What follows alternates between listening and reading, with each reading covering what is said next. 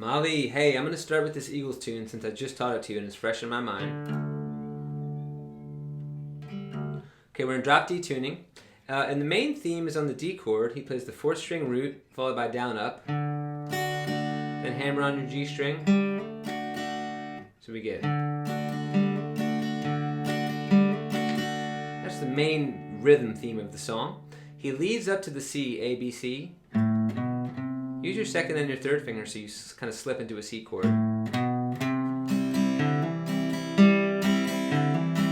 Now the hammer on, of course, is migrated to the D string, and the 2nd bass note will be your open G. So it's 5, hammer, 5, hammer, 3, hammer.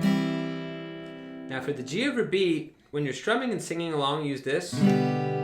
Although I think you were fingering it maybe this way, 1 and 4. But here during the intro, you don't need to do it that way because it's just going to be a riff primarily. So you hammer on the A string with your 2nd finger, followed by the down and the down up. Then you hammer it again and play the chord, and then a series of pull-offs. So that whole move on the G goes like this.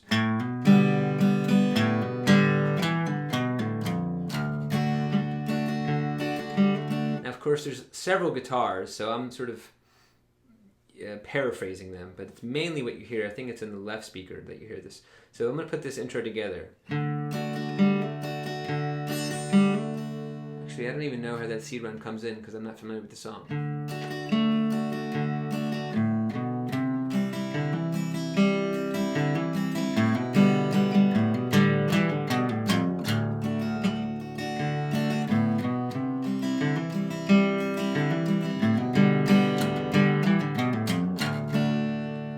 Again, I'm paraphrasing, it's all new to me. But when you're playing the verse, when you get to the G over B, you can hammer on the A, the D string like this.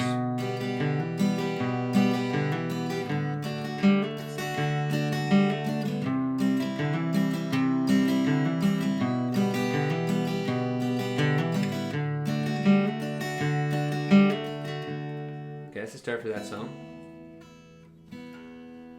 Okay, we talked about pentatonic scales today. So for the major scale, you cut out the 4 and the 7, and you end up with 2 3-fret gaps, which are called minor thirds. The first one occurs between G sharp and B, and the second one occurs between C sharp and E. So the new scale is this. And they're a bit more interesting if you play them with slides.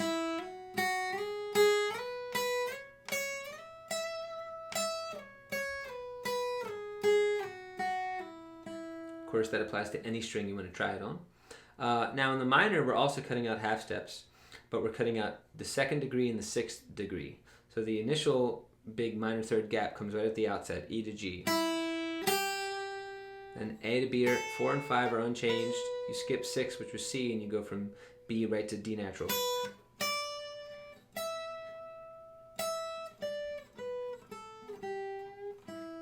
And that's nice as a slide as well.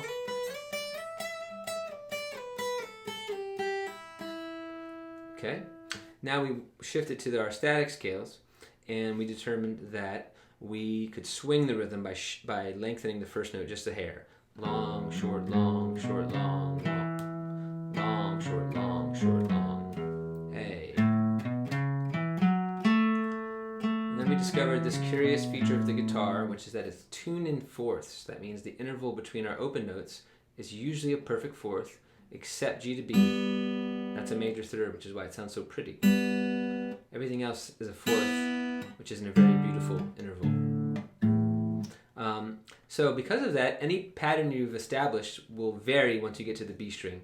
In order to compensate for its tuning, which is flat compared to the others, you have to sharpen it. In other words, you have to raise the note 1/2 a step, and that fixes the problem in the tuning system. So if your A scale looks like this, and you want to extrapolate that to D, you'll notice a problem. Ouch. So we're going to use our 2nd finger to use to B shift it. Problem solved. Now give it the swing. Long, short, long.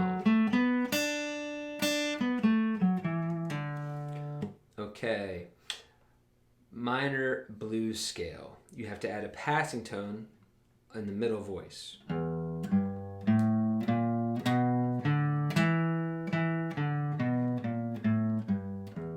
A.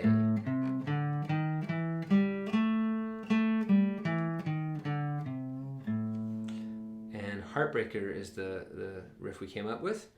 But before we do that, if you move that pattern out into the fretboard and you start on a B natural or really any note, the pattern becomes this: 1, 4, 1, 2, 3, 1, 3. I'm talking fingers now.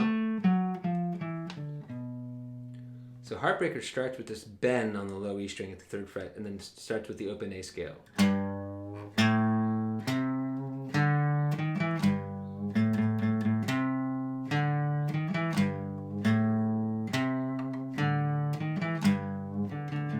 Whoops. Now we're modulating to B. And here's the rub. You gotta get your pinky on this low E string 5th fret.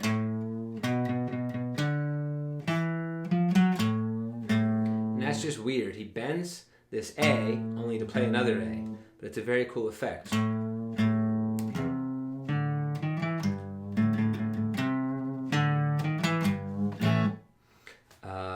Is that everything we covered?